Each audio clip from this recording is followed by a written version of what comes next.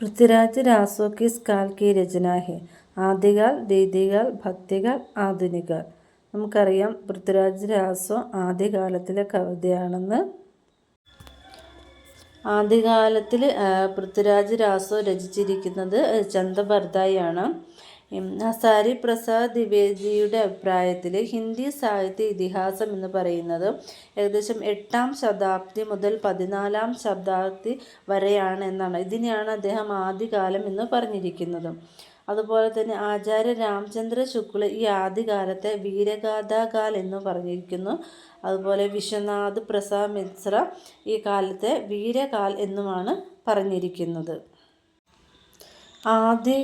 ആദ്യകാല സാഹിത്യത്തിൽ പ്രധാനമായിട്ടും കാണപ്പെടുന്നത് 4 തരത്തിലുള്ള സാഹിത്യങ്ങളാണ്.